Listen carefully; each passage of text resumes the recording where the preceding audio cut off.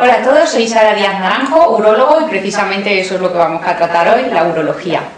Bien, la urología es un tema bastante importante en el MIR, porque si bien es cierto que no es una de las asignaturas difíciles, sí es muy rentable, precisamente por eso, porque no es una asignatura difícil, pero sí caen bastantes preguntas, normalmente 7, 8 prácticamente todos los años. Y además, el tipo de preguntas de urología son las que englobamos en el grupo de las fáciles, es decir, las que no se pueden fallar porque nos sacan de la media por debajo, cuando en realidad lo que queremos hacer es estar o bien en la media o por encima. Por tanto, la urología es muy rentable porque no requiere mucho estudio, sino más bien comprensión de los datos, de 4 datos fundamentales, pero esos sí tienen que estar claros, y además un pelín de estudio, pero mucho menos que otras asignaturas, cuando en cambio es mucho más rentable, y por eso es tan importante.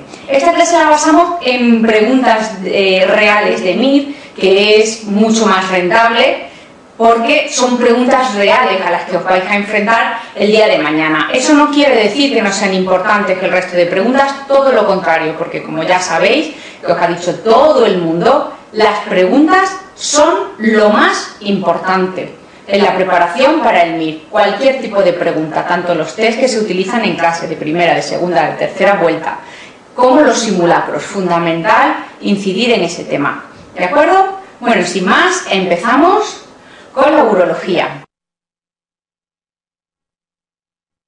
Bien, la pregunta que veis ahora es una pregunta tipo, por decirlo de algún modo. Es el tipo de preguntas que más os va a ayudar, al menos que la urología, y creo que probablemente en cualquier otra asignatura. Si os fijáis bien, es del tipo señale la afirmación errónea o qué no es cierto, cuál es la incorrecta.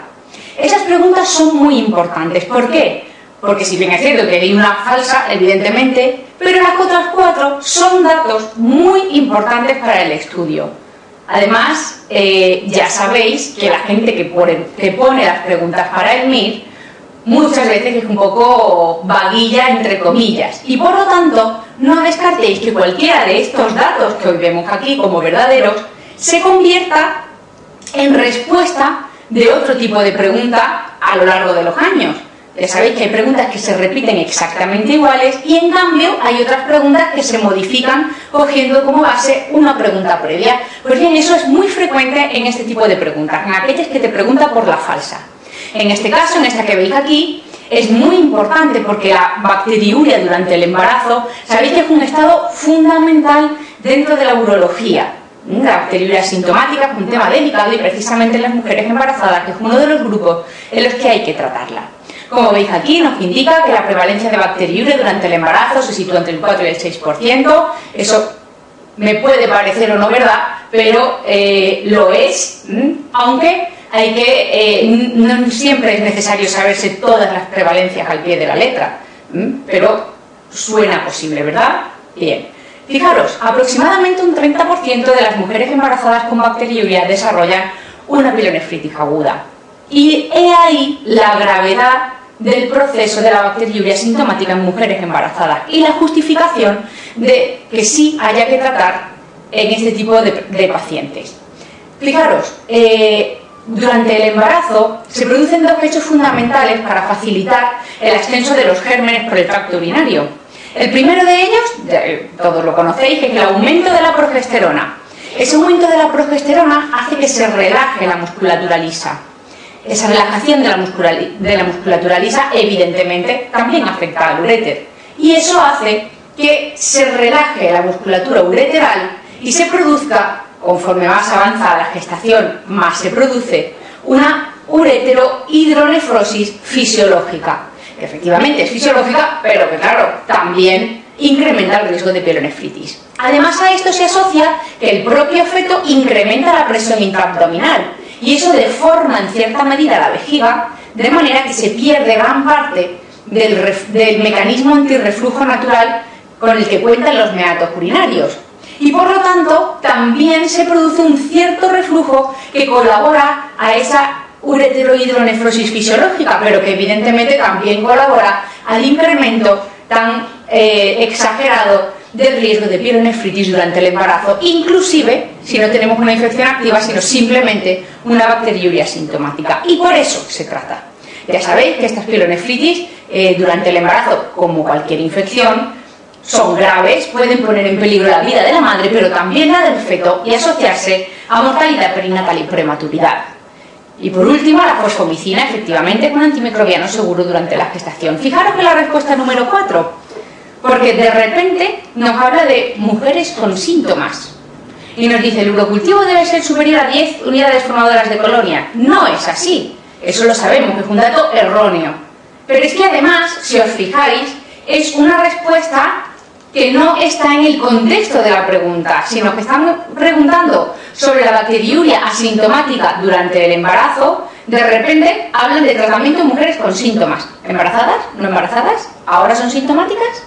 Fijaros qué descontextualizada está esta respuesta. Bien, eso es perfectamente lícito utilizar ese tipo de trucos, entre comillas, para contestar preguntas. Un punto es un punto y cualquier método vale. ¿De acuerdo? Este incluido.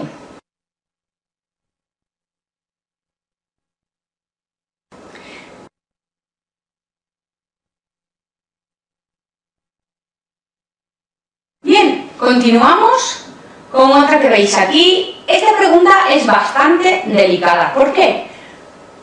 Porque muchas veces en el MIR os vais a encontrar con esta situación. Una situación en la que dudáis entre dos respuestas y es que efectivamente hay dos respuestas que potencialmente pueden ser válidas. Pero hay que intentar encontrar la que nos parece, por decirlo de algún modo, una verdad más absoluta. ¿A qué me refiero? Fijaros, en este caso concreto tenemos no dar pautas cortas a infección por Proteus mirabilis y género masculino. Perfectamente lícito dudar entre esas dos, porque probablemente nadie en su sano juicio daría una pauta corta de tratamiento a una infección por Proteus. Pero cuidado, en ningún libro de texto, en ninguna literatura científica vais a encontrar escrito como tal no dar pauta corta de tratamiento a un Proteus mirabilis.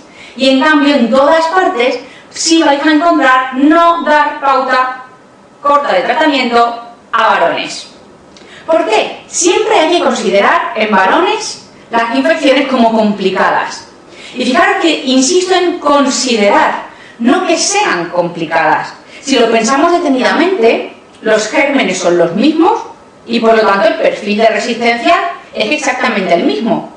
¿Por qué entonces no puedo usar una pauta corta? ¿O por qué entonces algunos tratamientos con los que cuento están limitados en caso del varón?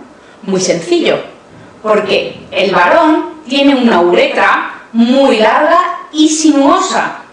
Eso significa que antes de llegar a la vejiga y provocarnos una cistitis, que ya sabéis que es el tipo de infección urinaria más frecuente en la mujer, antes de llegar a esa vejiga, va a encontrarse por el camino con el verum montanum, lo primero, ya sabéis que allí desembocan los deferentes y de allí pueden descender provocando una orquiepididimitis, o inmediatamente por encima del verum montanum va a encontrarse con los dos lóbulos prostáticos.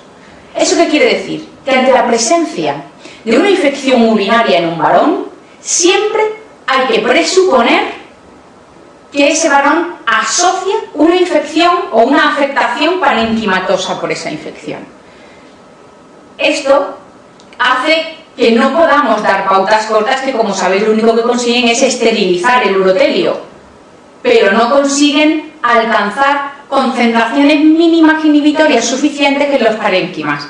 Y por eso hay que dar siempre pauta larga en los varones.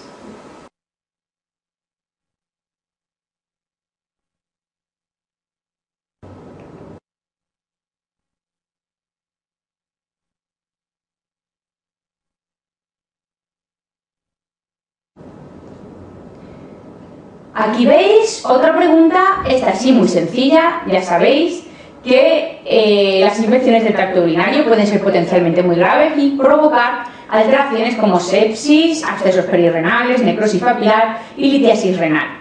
La litiasis y las infecciones sabéis que tienen una relación estrecha entre sí. ¿Por qué? Porque hay tres posibles situaciones. Una litiasis provoca una obstrucción y esa orina retenida puede sobreinfectarse. Además, algunas litiasis pueden colonizarse por gérmenes y esos gérmenes pueden ir soltando émbolos sucesivamente, provocando ictus de repetición. Y por último, hay gérmenes, ya sabéis, gram negativos, ureasa positivo, que pueden producir por sí mismos litiasis renal. Y por lo tanto, esto siempre va a ser una relación muy estrecha entre las litiasis y las infecciones.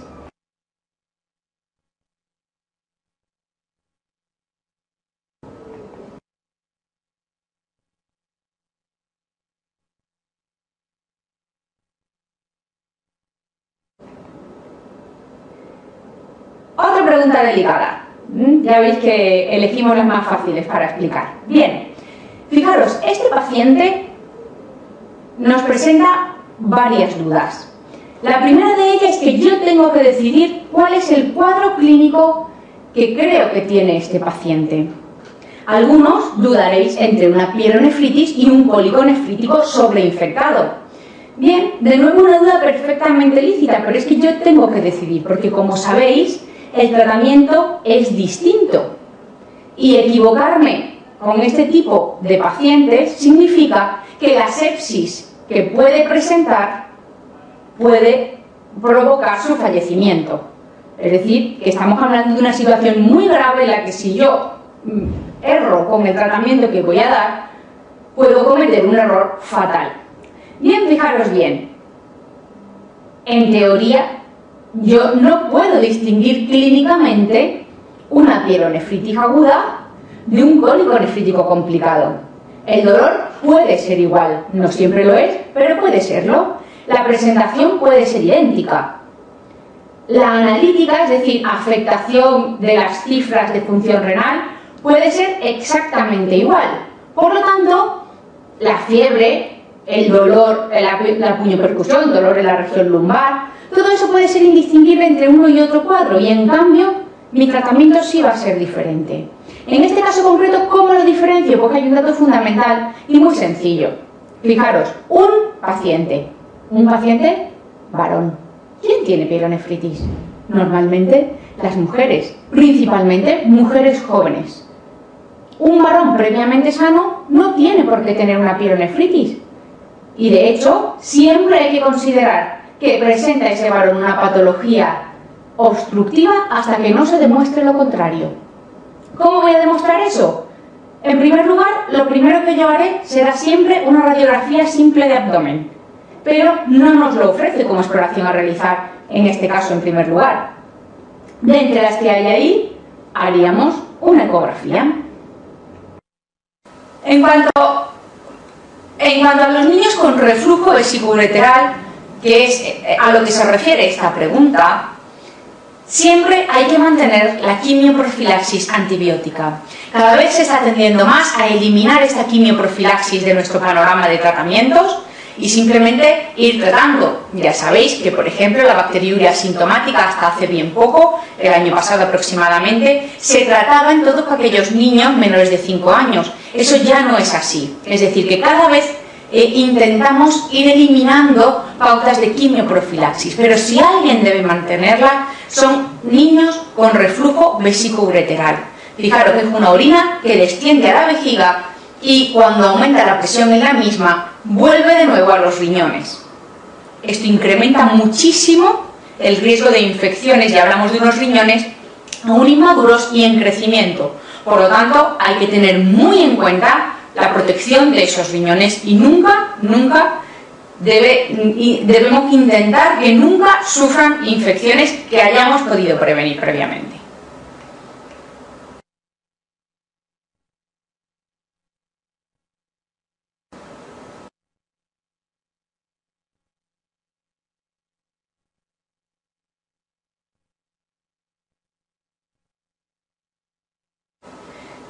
En cuanto al diagnóstico, ya sabéis también que el diagnóstico de las infecciones urinarias es clínico, meramente clínico, pero cuando nos hablan de diagnóstico de certeza, y esto sirve para infecciones en cualquier otra localización del organismo, siempre que nos hablen de diagnóstico de certeza, el diagnóstico de certeza siempre pasa por confirmar el germen causal. Tengo que cultivarlo y demostrarlo. Por lo tanto, la respuesta correcta es el cultivo cuantitativo de orina. Siempre hay que demostrar cuál es el germen causal. Y fijaros, porque además esto va a ser muy útil, porque cuando yo pido un cultivo también van a hacerme un antibiograma y por lo tanto voy a poder tratar de manera mucho más específica. Cuando pienso en pielonefritis aguda y cuando pienso en Pseudomonas aeruginosa, es una combinación que me debe obligar a pensar automáticamente en pacientes institucionalizados, hospitalizados, con intervenciones, con manipulaciones. La Pseudomonas aeruginosa es principalmente, como sabéis, una infección nosocomial. Y por lo tanto, eso es lo que debo pensar. Si os fijáis en la lista de respuestas que tenemos, 4 son situaciones claramente patológicas en las que podemos sospechar una manipulación de la vía, un ingreso del paciente, etc. Y en cambio hay una circunstancia fisiológica, el embarazo. Por lo tanto, no hay ninguna duda de que la Pseudomonas no tiene por qué asociarse al embarazo, dado que es una patología principalmente nosocomial. Cuando pienso en pielonefritis aguda y cuando pienso en Pseudomonas aeruginosa, es una combinación que me debe obligar a pensar automáticamente en pacientes institucionalizados, hospitalizados, con intervenciones, con manipulaciones. La Pseudomonas aeruginosa es principalmente, como sabéis, una infección nosocomial. Y por lo tanto, eso es lo que debo pensar. Si os fijáis en la lista de respuestas que tenemos, 4 son situaciones claramente patológicas en las que podemos sospechar una manipulación de la vía, un ingreso del paciente, etc. Y en cambio hay una circunstancia fisiológica, el embarazo. Por lo tanto, no hay ninguna duda de que la Pseudomonas no tiene por qué asociarse al embarazo, dado que es una patología principalmente nosocomial. Las infecciones urinarias es la primera causa más frecuente de infecciones intrahospitalarias. Esto dejó de ser así, había sido así previamente, dejó de ser así en el año 2002, pero de nuevo en las revisiones de 2009 y 2010 vuelve a ser la primera causa más frecuente. ¿Por qué? Simplemente porque ha cambiado el sistema de registro de este tipo de infecciones. Son más frecuentes que en la mujer. ¿Por qué? Por una cuestión muy sencilla en cuanto a la patogenia. Tenemos una uretra mucho más corta y mucho más ancha que la del varón. Y como la patogenia es ascendente, lógicamente se facilita muchísimo el ascenso de los gérmenes. La etiología, siempre, lo primero que tenéis que asociar en vuestra cabeza es Escherichia coli. E. coli íntimamente asociada con las infecciones del tracto genitourinario. Ahora bien, ¿cuándo no va a ser E. coli lo más frecuente? Pues cuando se relacione específicamente con una circunstancia concreta. Por ejemplo, como decíamos antes, la producción de litiasis. Los gérmenes ureasa positivos que producen litiasis son Proteus, Klebsiella, Serratia, y también son relativamente frecuentes que las infecciones urinarias, mucho menos que E. coli, no nos cabe duda, pero también pueden asociarse con cierta frecuencia. Y por último, destacar Staphylococcus saprophyticus, que es el segundo germen más frecuente en mujer joven sexualmente activa. En este grupo de pacientes siempre hay que tener en cuenta la posibilidad de un Staphylococcus saprophyticus, que como sabéis hay que tratar un poco diferente de los gram negativos. Simplemente eso, que siempre esté en nuestra cabeza. La patogenia, ya hemos hablado de ella, es ascendente, y hay un par de factores de virulencia bacteriana que han sido preguntados en el MIR, que son la producción de ureasa, también hemos hablado de ella, hace que el germen sea mucho más resistente y mucho más fácilmente colonizador del tracto genitourinario, y además hace que ese germen esté capacitado para producir litiasis de fosfato amónico magnésico o de struvita. Por último, también tenemos los pilipe. ¿Qué son los pilipe? Los pilipe son una especie de vellosidades que desarrolla la bacteria que le permiten anclarse más fácilmente al urotelio. Esto, asociado a una patogenia ascendente, hace que ese germen pueda ascender por el tracto genitourinario mucho más fácilmente y por lo tanto que sea más agresivo. Por último, hay una serie de predisposiciones de la vía urinaria. Aquí podría haber listas y listas y listas, pero tenéis que tener claros unos conceptos básicos. Lo primero, que la orina retenida, sea cual sea el origen de esa retención o la causa fisiopatológica de esa retención, la orina retenida hay que considerar orina infectada, siempre en todos los casos. Eso se produce de forma proximal a una litiasis en un cólico nefrítico. Eso se produce, por ejemplo, en una disfunción neurógena de la vejiga, que uno puede no recordar lo que es. Pues bien, si la función de la vejiga es vaciar, si presenta una disfunción, no se vacía bien. Vejiga que no se vacía bien, orina retenida, y orina retenida igual a orina infectada. Un paciente con HBV, pues también orina retenida, orina infectada. Además de eso hay que añadir, por supuesto, los pacientes inmunosuprimidos. ¿Quiénes son estos pacientes? Pues ya sabéis que hay un grupo muy amplio. Pacientes con SIDA, y cuidado que digo SIDA y no digo VIH positivo, que no todos son inmunosuprimidos. Pacientes tomadores de corticoides, pacientes en tratamiento con quimioterapia, pacientes diabéticos, etc. Además, ya hemos hablado también del reflujo vesicoureteral, del embarazo, hemos hablado también de sus circunstancias y, por supuesto, siempre que vayamos a manipular esa vía urinaria, en cualquier circunstancia de manipulación, por muy estéril que queramos ser. Y por último, en varones, que ya lo hemos comentado también, hay que considerarla complicada, aunque, insisto, son los mismos gérmenes con el mismo perfil de resistencia, pero anatómicamente hay que considerarla complicada.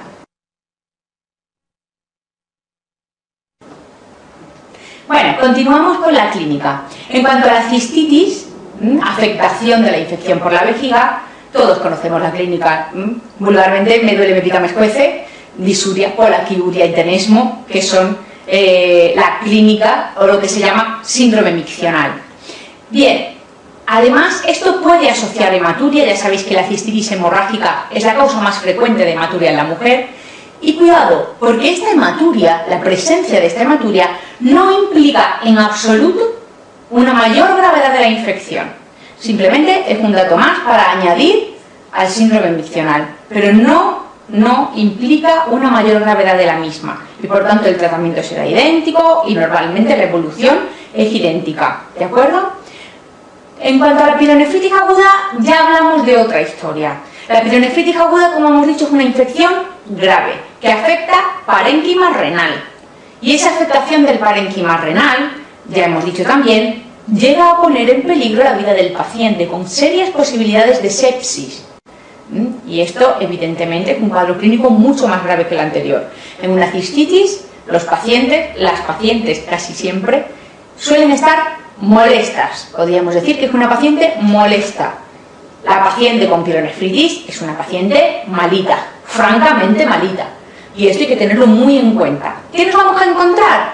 Pues fiebre, dolor lumbar, afectación del estado general, puñopercusión renal positiva. Muchas veces, si hacemos una correcta historia clínica, en muchos casos la paciente nos va a contar unos días antes una infección de orina tipo cistitis, un síndrome miccional al uso, que o bien no ha tratado, o bien ha tratado, pero resulta que ha sido una infección por un germen resistente al tratamiento que ha realizado. Pero muchos casos que la historia clínica nos lo va a referir previo. Otros casos no vamos a tener ese dato. Bien, muy importante siempre en todos los casos, por lo que comentábamos de la diferencia de tratamiento entre uno y otro, es hacer el diagnóstico diferencial con una uropatía obstructiva que esté sobreinfectada, sobre todo con un cólico nefrítico sobreinfectado, que es la causa más frecuente. En un cólico nefrítico sobreinfectado no se produce en un primer momento, claro, posteriormente sí, pero en un primer momento no hay afectación del parénquima renal. Lo que se infecta de inicio es esa orina que está retenida de forma proximal a la litiasis. La que está obstruida, esa orina que queda retenida es lo que se infecta. Por lo tanto, si yo no derivo esa orina, puedo darle el tratamiento antibiótico que quiera, que el paciente no va a mejorar. Y como digo, puede terminar muriendo por una sepsis. Por lo tanto, muy importante el diagnóstico diferencial, porque si veis la pielonefritis, yo la voy a tratar en un primer momento con antibióticos y en la mayoría de los casos va a ir fenomenal. Si tengo una uropatía obstructiva y yo la trato únicamente con antibióticos, seguro que va a ir fatal. Y por lo tanto, muy importante hacer siempre el diagnóstico diferencial. En cuanto a la sospecha, es clínica, como decíamos, y siempre una sospecha clínica justifica el inicio de un tratamiento antibiótico empírico. ¿Eso qué significa? Que aunque si bien a todo paciente que viene con una sospecha yo voy a obtener un cultivo de esa orina, yo no voy a revisar ese cultivo en la mayoría de los casos, porque muchas veces yo voy a perder a ese paciente para seguimiento. ¿Qué significa eso? Que un paciente llega por la puerta de urgencias o a mi consulta si soy médico de atención primaria, donde sea, no importa dónde le atendamos, con una sospecha clínica de una infección urinaria, ya sea una pielonefritis que no me parezca que está muy grave, o una cistitis, el tipo que sea. Bien, yo voy a dar un tratamiento empírico y coger una muestra de orina que voy a mandar a analizar. Pero esa muestra, a ese paciente, si le va bien el tratamiento, es muy probable que yo lo pierda para seguimiento. ¿Por qué, en cambio, es tan importante obtener ese cultivo de orina en todos los casos? Porque el paciente que presente una infección complicada, que en muchos casos yo no lo voy a saber a priori, sino que va a ser por una mala evolución tras el tratamiento antibiótico, ese paciente va a volver con un empeoramiento de su estado. Y en ese caso yo ya voy a tener los resultados del cultivo y, lo que es más importante, como decíamos antes, un antibiograma que me va a permitir tratar ese germen específicamente. Y por eso es tan importante la obtención del cultivo, aunque en la mayoría de los casos yo nunca vaya a ver el resultado. Bien, debe cogerse correctamente, todos sabéis, hay que limpiar la zona, desechar la primera orina y después coger la micción media. No es necesario que sea la primera de la mañana ni nada de eso. Se siembra en placa agar, se incuba y luego algo muy importante para el MIR, pero que realmente no lo es tanto en la vida diaria, porque como hemos dicho, todos los pacientes con una sospecha clínica van a llevar un tratamiento empírico, es que el recuento de colonias. Internacionalmente está aceptado que un cultivo se considera positivo a partir de 10 elevado a 5 unidades formadoras de colonia. Pero a esto hay tantas excepciones que en realidad este acuerdo, bueno, es para ciertos casos. ¿Por qué? Porque cuando tenemos a mujeres jóvenes con síntomas, ese número de colonias necesaria para considerar el recuento positivo disminuye ostensiblemente. Exactamente igual que si tengo un varón, exactamente igual que si tengo un cateterismo, etcétera, etcétera. Además, es importante que cualquier recuento es positivo si la orina se obtiene por punción suprapúbica, pero cuidado con esta trampa. Cualquier recuento es positivo siempre y cuando la punción suprapúbica se haga ex profeso para la obtención de esa muestra de orina. Me explico. Un paciente que lleve una talla vesical permanente es una punción suprapúbica, pero esa orina tiene el mismo valor que si se obtiene de una sonda vesical. ¿De acuerdo? Esa diferencia es importante y es una posible trampa en la que no debéis caer. Y por último tenemos también el sedimento de orina. El sedimento de orina nos sirve para confirmar una sospecha diagnóstica, pero no nos sirve para absolutamente nada más. En ausencia de síntomas, el sedimento no tiene mucho valor. ¿Por qué? ¿Qué voy a encontrar en mi sedimento? Pues voy a encontrar piuria, es decir, leucocitos en la orina. Pero en realidad eso es absolutamente inespecífico. Como yo digo siempre, los leucocitos son como los famosos, ni confirman ni desmienten nada. Por lo tanto hay que tomarlos con cierta precaución. ¿Qué más voy a encontrar? ¿O qué más puedo encontrar? Puedo encontrar hematuria, también absolutamente inespecífico. Y también puedo encontrar bacteriuria, que si bien es cierto que pueden ser un signo de infección, su ausencia tampoco me excluye el diagnóstico. Por lo tanto, el sedimento es bastante inespecífico y hay que tomarlo siempre con precaución en ausencia de síntomas, que como decíamos antes, es lo más importante y lo que más nos va a condicionar. ¿Cuándo voy a tener que hacer una evaluación urológica? Es decir, cuando yo no me quedo tranquilo y sospecho que puede haber algo que me esté justificando esa infección. Pues es de sentido común, cuando vea una infección que no me cuadra. ¿Y eso cuándo va a ser? Pues en un varón, que como hemos dicho tiene muchas menos probabilidades de tener una infección urinaria, sobre todo si esa infección es una pielonefritis aguda, que en un varón sano no tiene por qué presentarse. ¿Puede presentarse? Claro que sí, pero yo estoy obligado a descartar que haya algún tipo de patología que me justifique la presencia de esa infección. Idem en situaciones como infecciones recurrentes o una infección especialmente grave o complicada. En ese caso yo tendré que hacer un estudio. ¿Cuál va a ser mi estudio? Pues bien, una ecografía es lo más habitual. Puedo añadir urografía intravenosa o TAC. Ya sabéis que el TAC hoy parece que es mucho mejor que la urografía para estudiar la vía urinaria, aunque no en todos los centros se dispone de esta posibilidad. Cistourografía misional seriada, que en general solo nos aporta además el estudio de la uretra, que es la única manera de estudiar la uretra, la cistourografía misional seriada. Y por último, la gammagrafía con tecnecio 99 o de MSA-DTPA, o también algo parecido al renograma isotópico. Todo esto nos sirve para evaluar secuelas, pero no en un momento agudo de infección. Nos va a permitir descartar cicatrices renales, obstrucción de ese riñón por causas mantenidas, pero no nos va a ayudar en el momento agudo de la infección. Por último, la situación del paciente sondado es bastante delicada.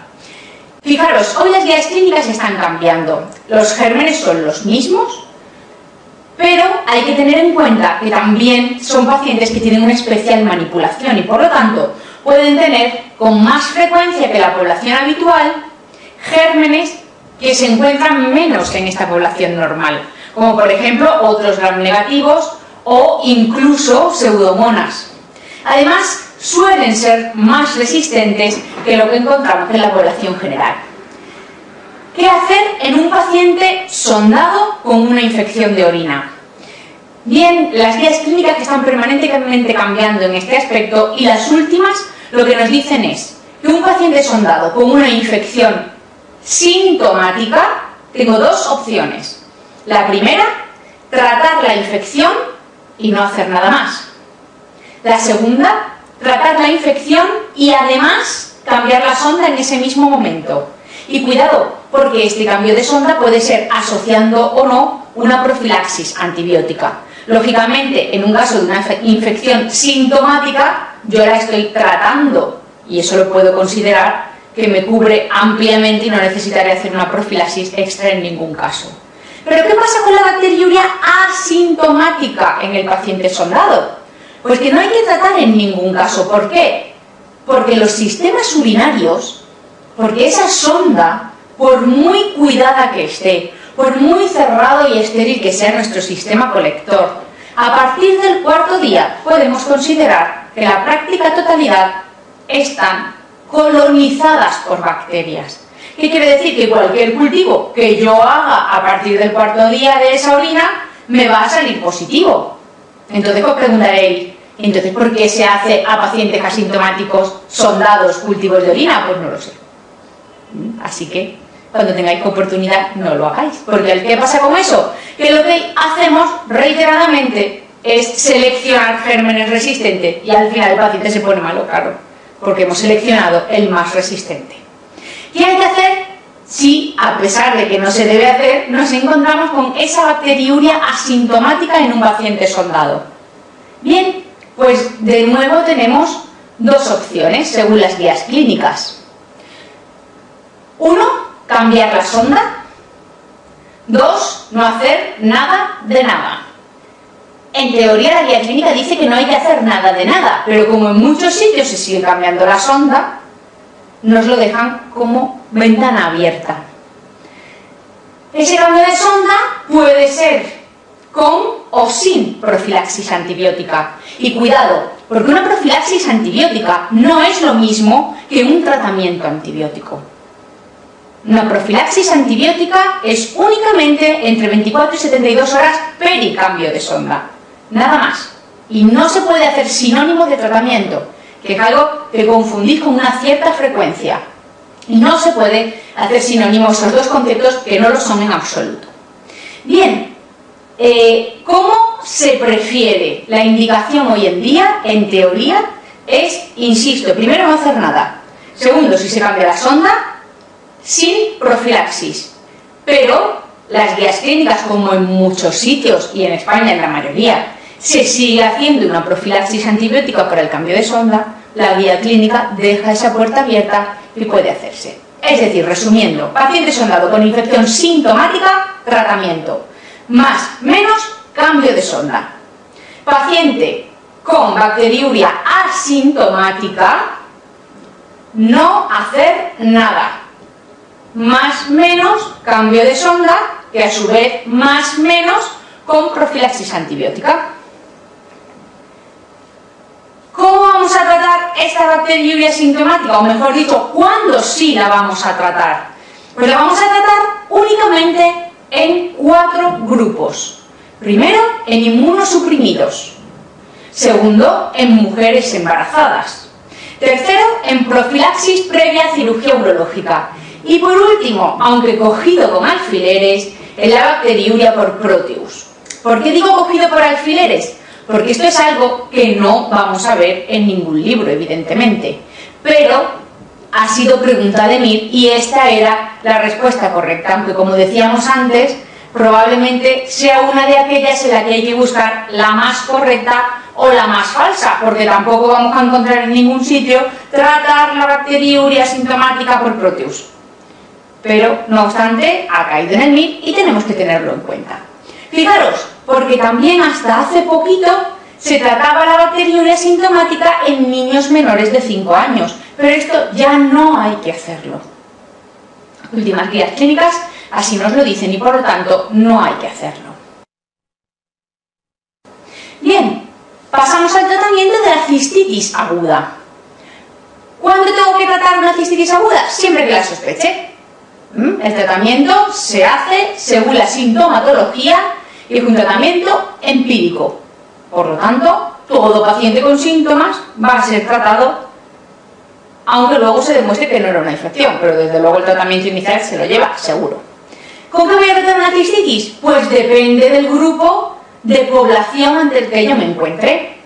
Por ejemplo, podemos dividir así a grosso modo en 3 grupos diferentes. Primero, mujeres. Principalmente, claro, mujeres jóvenes, pero vamos, mujeres en general. ¿Con qué puedo tratarlas? Las puedo tratar con un ciclo corto de tratamiento. ¿Qué es un ciclo corto? Generalmente 3 días, aunque puede ser entre 3 y 5, teniendo en cuenta además que hay un fármaco concreto, ya sabéis que es la fosfomicina, que se puede dar en monodosis a dosis altas, consiguiendo una esterilización completa del tracto urinario únicamente. Bien, ¿con qué fármacos puedo dar este ciclo corto de tratamiento a mujeres? Pues con distintos grupos. Las quinolonas, el más frecuente, quizá el más utilizado. Cuidado con las quinolonas, porque hoy en día en España y sobre todo en ciertas áreas sanitarias se han demostrado una tasa de resistencias muy altas a ciprofloxacino. Hasta hoy se sigue considerando un tratamiento válido y útil, pero atentos porque puede haber una tasa de resistencias hasta el 40% de la población general y eso es una barbaridad. Por lo tanto, una paciente tratada con ciprofloxacino que recurre en su infección, a lo mejor hay que plantearse si es que no la estamos tratando adecuadamente. ¿Con qué más lo podemos tratar? Con beta-lactámicos, amoxicilina, amoxicilina clavulánico, cefalosporinas, etc. Además, ¿con qué podemos tratar? Con fosfomicina. Ya hemos dicho que había una presentación de fosfomicina en monodosis, pero también la puedo tratar en una pauta normal de 500 cada 8 horas durante 3-5 días. ¿Con qué más lo puedo tratar? Con nitrofurantoína y por último con sulfamidas, tanto el timetopin sulfametoxazol como cotrimoxazol. Otro grupo diferente podríamos considerar las mujeres embarazadas. ¿Por qué? Pues porque estas pacientes necesitan hacer un ciclo largo. Con el ciclo corto vamos a esterilizar el tracto urinario, pero meramente el tracto urinario y no el reservorio vaginoanal. Y dado la prevalencia incrementada que tienen estas pacientes de pielonefritis aguda, ese riesgo elevado, yo tengo que asegurarme muy bien de que voy a esterilizar también el reservorio vaginoanal en estas pacientes. Por lo tanto, ciclo largo, es decir, en torno a 7 días. ¿Y con qué? Aunque los gérmenes sean los mismos, evidentemente hay una gran cantidad de fármacos que yo no puedo usar en embarazadas. Por lo tanto, con los grupos que sí puedo tratar, es con los que voy a tratar a estas pacientes. ¿Con qué las puedo tratar? Pues las puedo tratar tranquilamente con beta-lactámicos, las puedo tratar tranquilamente con fosfomicina, las puedo tratar tranquilamente con nitrofurantoína y las puedo tratar tranquilamente en el primer y en el segundo trimestre, cuidado, solo en estos 2 trimestres, con sulfamidas, porque en el tercero aumenta mucho el riesgo de kernicterus en el recién nacido. Ya sabéis que nunca tratar con quinolonas, porque eso sí puede afectar al cartílago de crecimiento fetal. Bien, y como hablábamos de 3 grupos, ¿cuál es el último? Pues los varones, el que decíamos antes que siempre hay que considerarlas complicadas.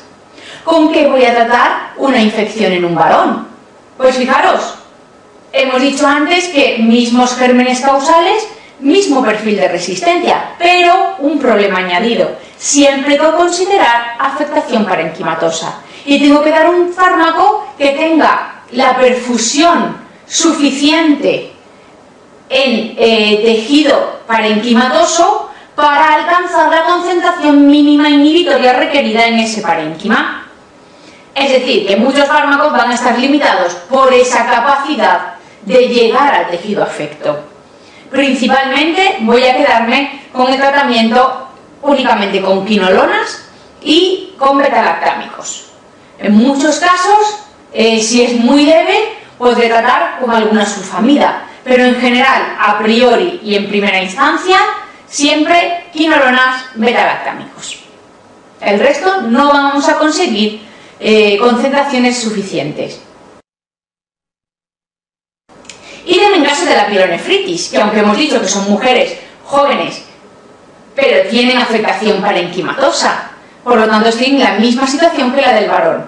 Aunque sea el mismo germen con mismo perfil de resistencia, yo voy a tener que tratar con los grupos de fármacos que tienen mejor acceso a ese parénquima renal.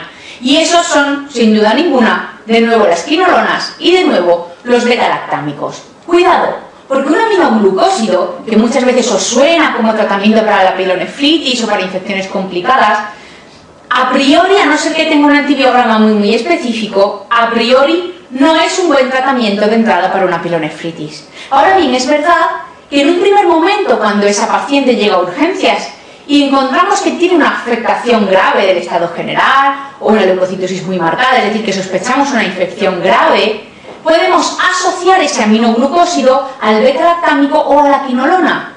Pero eso es por el efecto sinérgico que tiene sobre estos 2 antibióticos, pero por sí mismo probablemente no sea una primera indicación terapéutica, a no ser que yo tenga, insisto, un antibiograma que me diga específicamente tratar con gentamicina. Si no es así, lo voy a añadir por su efecto sinérgico, pero no es un fármaco a utilizar aislado en el tratamiento de las infecciones del tracto urinario, sea cual sea. Y por último, una mención a la uretritis, que como sabéis es una enfermedad de transmisión sexual y que por lo tanto la veis en dermatología porque son ellos los que la ven habitualmente en clínica. No obstante, vamos a hacer un breve repaso. Ya sabéis que están las gonocócicas y las no gonocócicas y que en el tratamiento yo siempre voy a dar tratamiento empírico para ambos grupos de infecciones. Siempre voy a dar, digamos, tengo 2 alternativas. La alternativa clásica y la alternativa más moderna, por decirlo de algún modo. La alternativa clásica, ya sabéis, ceftriaxona intramuscular en monodosis, más doxiciclina una semana. Y la alternativa más moderna, acitromicina monodosis, que en teoría ya nos cubre ambos grupos, aunque mucha gente sigue asociando la ceftriaxona intramuscular. Y lo único que hacemos es acortar este plazo de una semana de doxiciclina y lo dejamos en una monodosis. En cuanto al tratamiento de las infecciones complicadas, que como ya sabéis y hemos comentado antes, a priori yo no voy a saber que es una infección complicada, sino que en realidad me voy a dar cuenta porque tiene una mala evolución o porque evidentemente ese paciente muestra alguna característica previa que hace que tenga que considerarla complicada. Por ejemplo, eso, como veis aquí, pacientes sondados, pacientes con manipulaciones instrumentales, etcétera, etcétera. Pero si no, a priori, yo solo voy a descubrir que una infección es complicada cuando no va bien. Cuando no va bien con mi antibiótico empírico que yo di inicialmente. Pues bien, en ese caso, como yo siempre voy a tener mi cultivo inicial, aquel que cogí cuando le di un antibiótico que me pareció, pues voy a rescatar ese cultivo, que en la mayoría de casos no voy a rescatar nunca, pero en estos concretos sí, y además es muy importante, y voy a darle un tratamiento antibiótico específico según su antibiograma. Además puede haber otras complicaciones, como sabéis, que se formen abscesos, pues ya sabéis, ya lo dijo Hipócrates, que era muy sabio hace muchísimos años, ubi pus ibi evacuat. Por lo tanto, siempre que hay un absceso habrá que hacer un drenaje quirúrgico y así ir resolviendo sucesivamente las posibles complicaciones que pueden aparecer. Cambiamos de tercio, pasamos a las prostatitis, también otro tipo de infección del tracto genitourinario, muy frecuente en varones.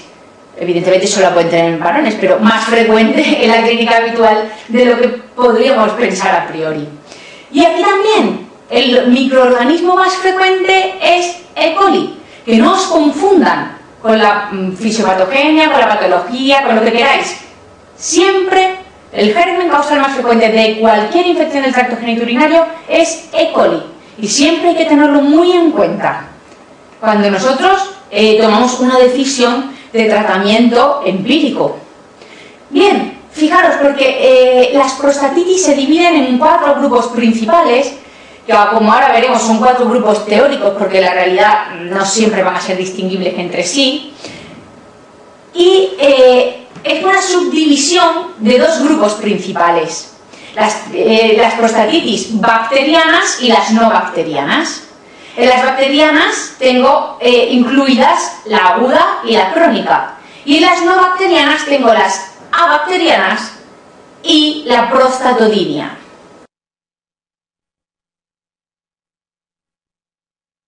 Bien, en realidad, clínicamente, yo solo voy a tener 2 tipos diferentes, la aguda y todas las demás. La aguda, que la voy a poder distinguir perfectamente, lo dice la primera hora, es aguda, es decir, de aparición brusca. Es una infección grave o potencialmente muy grave que puede poner en peligro la vida del paciente por sepsis urológica. Suele cursar con dolor y cuidado, porque este dolor, al ser la próstata un órgano que está, digamos, suspendido en el espacio tridimensional de la pelvis, qué bonita es que esa frase, pues eso hace que ese dolor sea un dolor referido. Y claro, no todo el mundo refiere igual el dolor. Ya sabéis que el dolor visceral no siempre es percibido por las personas de la misma manera. Entonces el paciente puede contarte dolor perianal, dolor perineal, dolor en la parte baja de la espalda que le molesta al sentarse, dolor hipogástrico, dolor suprapúbico, y todo eso puede ser perfectamente una prostatitis aguda. Además, suelen asociar prácticamente la totalidad de los casos molestias miccionales, suelen asociar fiebre elevada, afectación del estado general, suelen ser pacientes, igual que los de la pielonefritis, que están malitos. Y hay que tener mucho cuidado con estos pacientes. Una duda que siempre os pulula por la cabeza, ¿hay que hacer un tacto rectal en una prostatitis aguda? Sí. Lo que debe evitarse es un masaje prostático. Sí, hay que hacer un tacto rectal, pero con cariño, como si fuera de uno la próstata. ¿Por qué? Fijaros, aparte de, ya sabéis que en medicina pocas cosas hay patognomónicas, pero aparte de que es bastante orientativo el hecho de tocar la próstata y que el paciente dé un brinco que se agarre de la lámpara de techo, aparte de eso, es que además yo voy a notar signos en esa próstata que me van a orientar mucho hacia esa infección. ¿Qué signos voy a notar? Pues puedo notar edema, puedo notar inflamación, puedo notar aumento de la temperatura, y esto es muy representativo también, y sobre todo porque es la única forma que yo tengo así a priori de detectar un absceso prostático, que como sabéis afortunadamente es muy poco frecuente, pero muy grave. Bien, esto es una prostatitis aguda, que yo voy a diagnosticar en ese momento por una clínica muy característica y que voy a tratar con un ciclo largo de tratamiento. Largo o muy largo, podríamos decir, porque debemos mantenerlo entre 21 y 28 días. ¿Qué tratamiento le voy a dar? Pues como hemos dicho antes, aquellos que consigamos que lleguen bien al parénquima prostático. En el caso de la prostatitis aguda, al estar inflamada, suele estar hiperémica, y por lo tanto es el momento en el que mejor acceso tenemos. Por eso es muy importante conseguir esterilizar la próstata en este momento agudo, porque cuando cronifica ya es muy difícil acceder hasta ella. ¿Qué fármacos voy a usar? Principalmente quinolonas y beta-lactámicos. Insisto, como en la anterior ocasión, podemos usar sulfamidas, pero el acceso va a ser siempre mucho peor.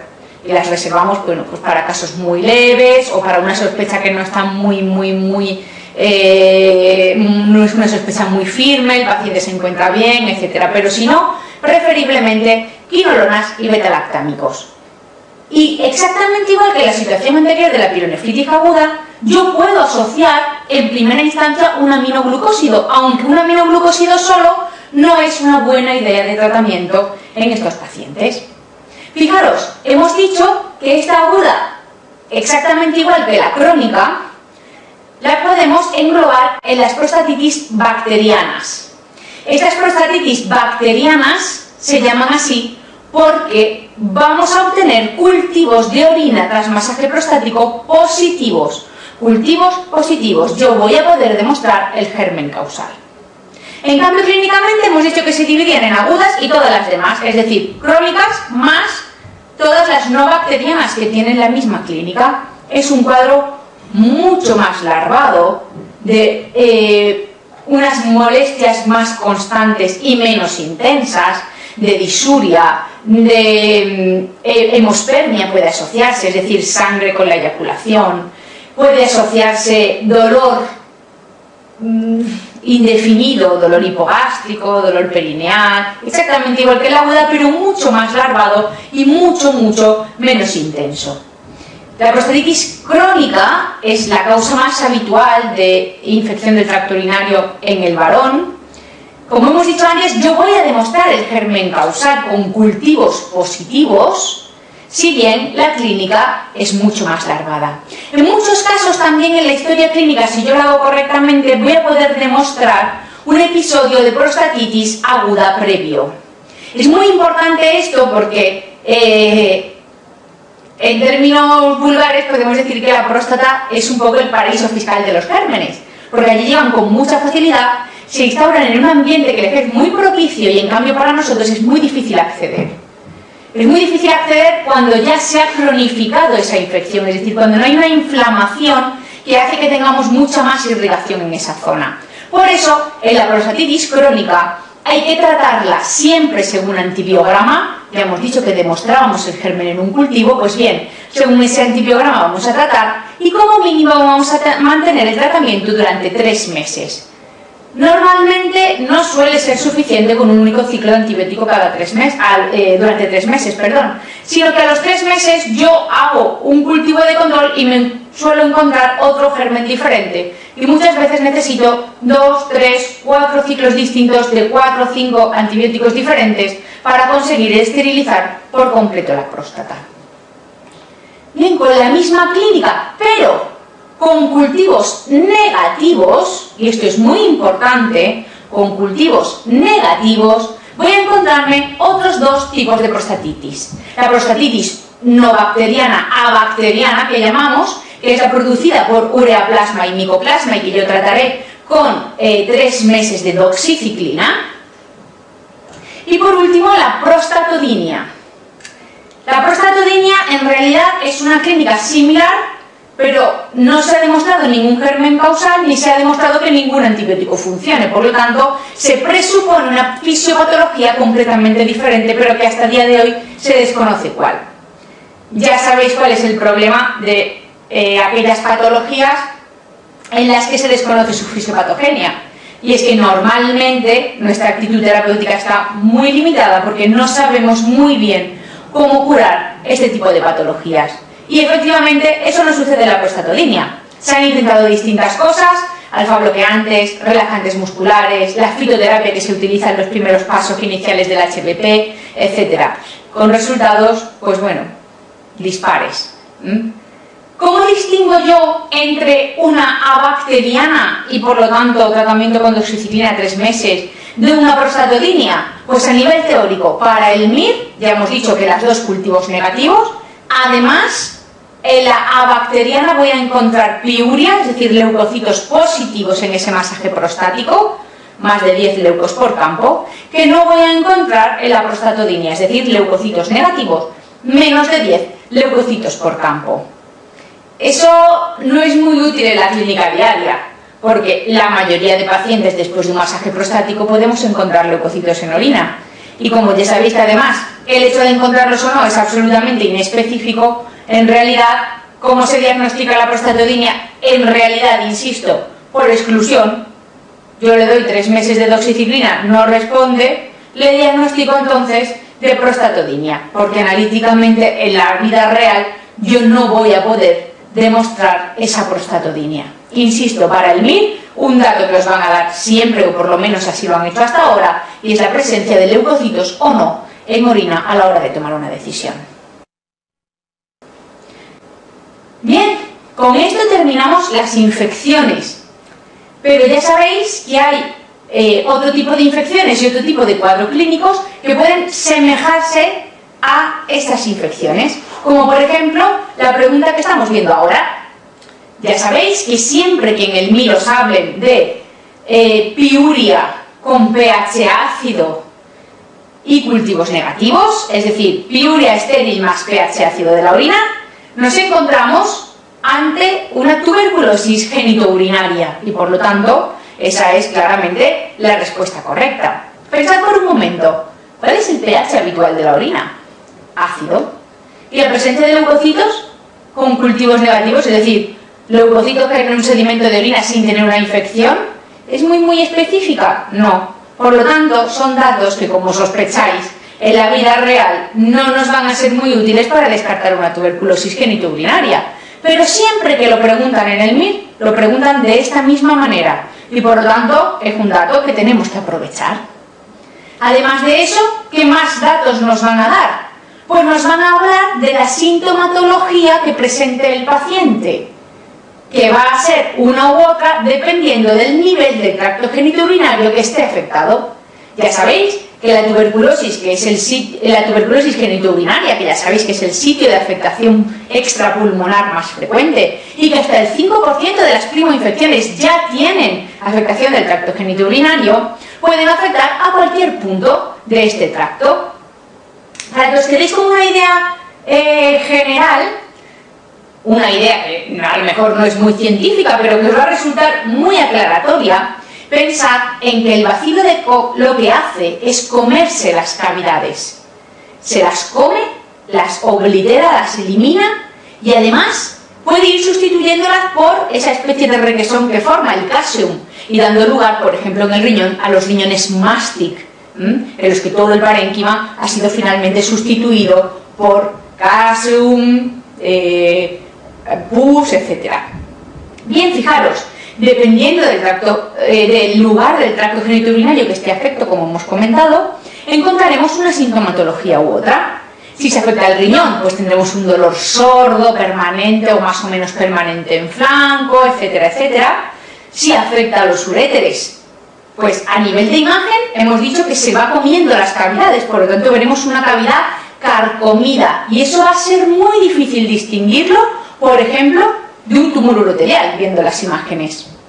Además, esa obliteración de las cavidades que hemos dicho que produce puede dar lugar a una obstrucción ureteral y por lo tanto darnos clínicas similares a cólicos nefríticos que normalmente, al ser algo más progresivo en el tiempo, suelen ser unos cuadros más larvados, menos agudos. Ya sabéis que el cólico es una clínica muy aguda y bien, estos suelen ser como episodios más leves quizá, más repetidos en el tiempo, de una forma más larvada, más crónica, un dolor más subagudo. Bien, si continuamos bajando, llegamos a la vejiga y aquí nos da la que sin duda es la clínica más característica de la tuberculosis genitourinaria. Si a nivel práctico podemos seguir pensando lo mismo, que lo que hace el bacilo es comerse las cavidades, al fin y al cabo la vejiga es una cavidad grande, ni más ni menos. Por lo tanto, pensemos en que se la come. Si se la come, va a actuar como una microvejiga. ¿Eso qué quiere decir? Que me va a dar sintomatología de síndrome miccional recurrente, porque yo tengo una irritación constante de esa vejiga. Por lo tanto, disuria, colaquiuria y tenesmo, que pueden ser muy prolongados en el tiempo. Además, me puedo encontrar con microhematuria por esa irritación constante y me puedo encontrar con dolor a la distensión, porque al comerse esa cavidad se comporta, como he dicho, como una microvejiga y esa distensión puede provocarme molestias o dolor. Si pensáis bien, este cuadro es absolutamente indistinguible de otras dos formas clínicas. 1, la cistitis intersticial, y 2, y mucho más grave y mucho más importante, el carcinoma in situ de vejiga. Nos da una clínica idéntica a la de la tuberculosis genitourinaria con afectación vesical. ¿Eso qué significa? Que siempre que me encuentre esta clínica yo voy a tener que hacer una batería de pruebas que me permita descartar estas tres patologías, porque clínicamente yo no voy a poder distinguir las unas de las otras. ¿Eso qué quiere decir a efectos prácticos? Que cualquier paciente con esta clínica se va a llevar 1, diagnóstico de tuberculosis, cultivo de Lowenstein o, lo que es más rentable, PCR de orina buscando el RNA del bacilo en la misma. 2, carcinoma in situ de vejiga, que además ya hemos dicho que es el potencialmente más grave. Todos los pacientes con esta clínica, además de una PCR de orina o un cultivo de Lowenstein, van a llevar también una citología de orina y una cistoscopia con toma de biopsias para poder demostrar o no el carcinoma in situ. Finalmente, ya sabéis que si no presenta ninguna de estas cosas, por exclusión y la sintomatología se mantiene durante un periodo prolongado en el tiempo, yo puedo hacer el diagnóstico de cistitis intersticial. Por lo tanto, todos estos pacientes con esta sintomatología van a llevarse esa batería de pruebas ineludiblemente. Bien, ya hemos dicho pues cómo se diagnostica la tuberculosis genitourinaria, con cultivo de Lowenstein o con PCR de orina buscando el RNA del bacilo, que como digo e insisto es mucho más rentable. Si continuamos bajando la sintomatología, podemos tener una prostatitis crónica o podemos tener una orquiepididimitis crónica. Y cuidado con un detalle, porque si el conducto deferente al fin y al cabo es una cavidad, finita pero una cavidad, y ya hemos dicho que el bacilo lo que hace es obliterar cavidades, no hay que descartar que se pueda producir una esterilidad por obliteración de los conductos deferentes por el bacilo de Koch.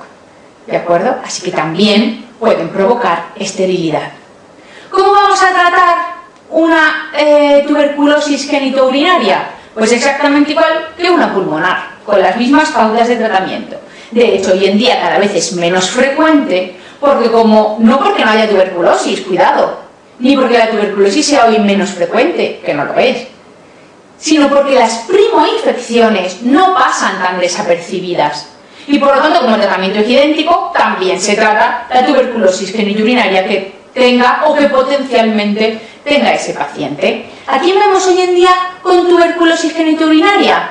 Pues en general, o bien pacientes que pasaron su infancia durante la posguerra aproximadamente y que por lo tanto no se diagnosticaba la primoinfección o no había medios para darle la importancia que tenía y por lo tanto no se trataron, o bien pacientes mucho más jóvenes que vienen de países en los que no hay una cobertura sanitaria tan importante que nos permita diagnosticar y tratar las primoinfecciones tuberculosas. Y esos son básicamente hoy en día los pacientes que vemos hoy con tuberculosis genitourinaria.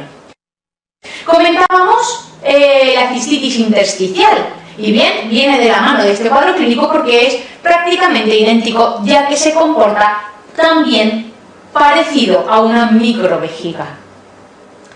Así pues, es lógico pensar, como veis en esta pregunta, que un criterio de exclusión será la ausencia de colaquiuria, ya que si tengo una vejiga pequeña, evidentemente tendré que vaciarla muy frecuentemente, tanto de día como de noche. Esto hace que esta patología sea muy limitante para estas pacientes. Y cuidado, digo bien, estas pacientes, porque lo más frecuente es que la cistitis intersticial aparezca en mujeres. Los libros hablan de edades medias de la vida. Lo normal es a partir de los 50-55, aunque puede aparecer antes. Ya veis aquí, capacidad vesical menor de 100. Pues bueno, capacidad vesical disminuida, sintomatología miccional rebelde al tratamiento antibiótico. No es que sea rebelde, es que no es una infección. Urgencia miccional, duración prolongada de los síntomas miccionales y diagnóstico de exclusión de otras patologías. Como hemos dicho hace un momento, eliminar la sospecha de una TBC con cultivo del Ovesten y o PCR, y eliminar, mucho más importante además, la sospecha de un carcinoma in situ de vejiga con citologías de orina y cistoscopia con toma de biopsia. ¿Qué me voy a encontrar en esta cistoscopia de estas pacientes? Pues aquí podéis ver una imagen de cistoscopia de una vejiga normal y una imagen de cistoscopia de una paciente con cistitis intersticial. Bien, hay autores que hablan de que son patognomónicas las úlceras de Hanner, etc., pero en realidad es muy difícil distinguir eso de cualquier tipo de petequia o afectación de la mucosa vesical, de cualquier tipo de irritación. Por lo tanto, como no podemos demostrar que eso es una úlcera de Hanner, en realidad no es patognomónico de nada, ni nos ayuda a dar un diagnóstico definitivo. Insisto, el diagnóstico siempre es por exclusión. Bien, ¿cuál es el problema de esto? Pues similar a lo que hablábamos con la prostatolinia. Como desconocemos absolutamente su fisiopatología, estamos muy limitados a la hora de tratar. ¿Qué se está haciendo hasta ahora? Pues bien, se han intentado instilaciones de fármacos como el dimetilsulfóxido, por ejemplo. Se han intentado distensiones hidráulicas de la vejiga de estas pacientes, pero a veces la situación es tan dramática que se han llegado a hacer denervaciones completas de la vejiga o incluso cistectomías radicales por este motivo. Es algo muy limitante. Hay pacientes que llegan a levantarse cada 10 minutos en la noche para orinar. Estas pacientes al final suelen tener una afectación incluso psicológica o psiquiátrica, si queréis, muy importante, porque es bastante limitante para su vida y bastante incapacitante en su vida diaria. Evidentemente hay una horquilla de síntomas muy amplia, hay pacientes que tienen muy poquita afectación y pacientes que están realmente muy afectadas. Y desgraciadamente para ninguna de ellas hay un tratamiento estrella que sea súper eficaz. Eso no existe. Parece, dado que todas estas pacientes se llevan biopsias para descartar la presencia de un carcinoma in situ de vejiga, parece que se ha descubierto que puede haber acúmulos de mastocitos en la lámina propia de estas vejigas. Y se está intentando investigar si eso puede ser en el futuro una diana terapéutica, pero de momento todo eso está bastante en el aire. Bien, con todo esto terminamos el tema de las infecciones y pasamos a otro tema muy importante, como son las litiasis.